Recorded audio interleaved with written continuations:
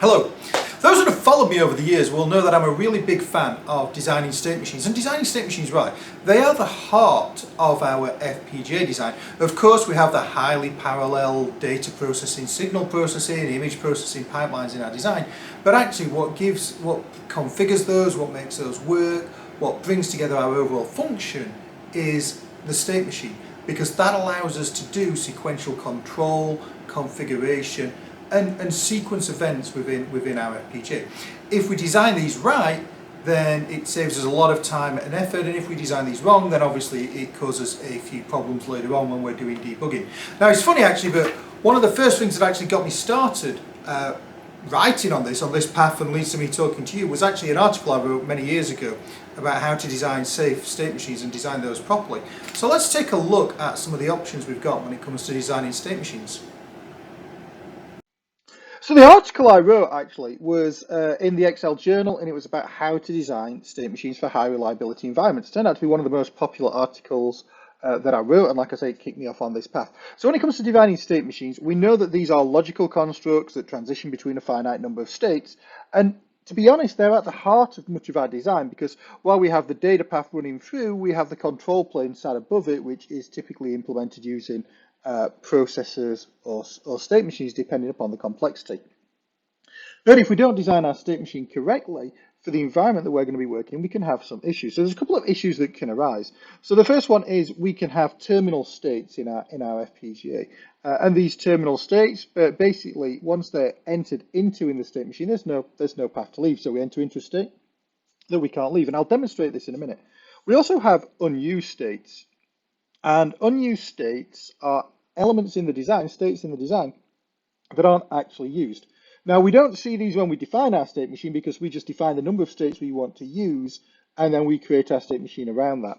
However, if that's not a power of two states, then that will leave a number of states that are unmapped in the register values that could be entered, states that could be entered into, for which we've got no explanation and no detail. The other one we need to think about with state machines is encoding, and making sure that we encode for the correct environment. So whether our state machine uses a sequential code, a one-hot code, a gray code, or something like that to encode it. Now, if we take a look at a simple state machine, and this is a really simple state machine, it's probably the most simple state machine ever created. We can find that if we have a three-state state machine, one that is able to go between idle, read, and write, in the idle state, we could have, in an error condition, we could have transitions from the idle state to the read state, but that's okay. It's mapped from one state to the other, or from the idle state to the write state. Again, it's not ideal, but we can handle it at the system level. The problem becomes if we're in the read or the write state, in that we enter into this unmapped state if we've used a sequential state encoding, and once we've entered into that, there's no way back to get out of it. So we need to think a little bit about how we can protect our FPGAs and our state machines that we implement within those FPGAs.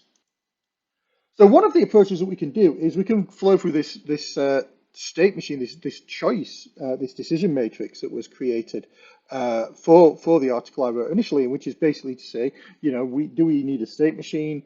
Do we need to protect our state machine? If not, then we can just implement the state machine as normal. If we do need to protect the state machine, then we need to go down the path of work out whether we want correction or whether we want detection. So if we want correction, then we have a couple of options, and we're going to look at those in a minute in a Vivado project. We can implement the state machine using triple modular redundancy, or we could implement that using a Hamming encoding on the states. If we just need detection required, then if we're doing a sequential encoding, we could do something such as cycle the state machines through all the unused states prior to it entering the idle state, such that if it popped back into it, it would cycle them through them.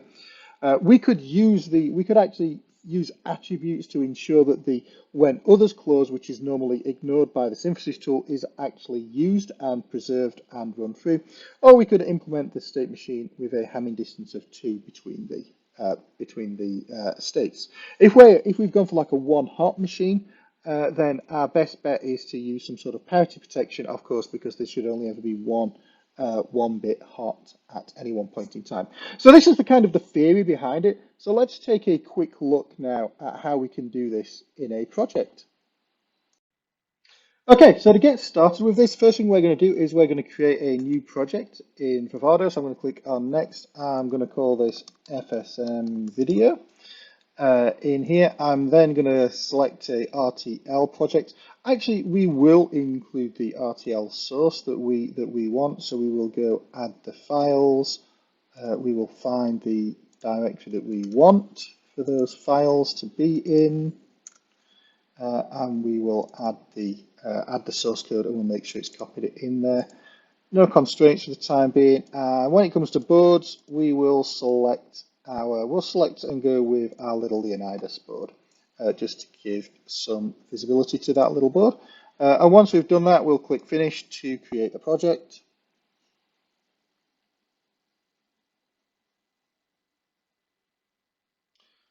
Once we've got the project created, we'll just wait on this starting becoming in the top level. And what we're going to do now is we're going to just check that on the settings that we're already set to do the FSM extraction. So in our synthesis settings, we should see down here in the synthesis settings, so the FSM extraction is set to auto. Obviously, there's a number of encoding styles that we can use, such as one hot, sequential, Johnson, Gray.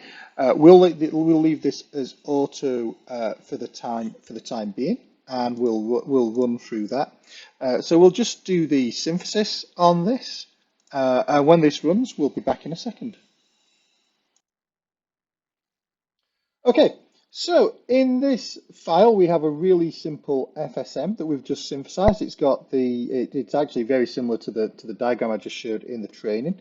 For the time being, we've got these attributes commented out. We'll come back to those in a second. But you can see here we've got the simple FSM structure there. If we take a look at the schematic, then down in this area of the design, we can see the implementation of the state machine, and we can see that it's been implemented as a one-hot state machine, which is perfectly acceptable. It's perfectly fine. It makes a lot of sense for it to have chosen to do a one-hot state machine.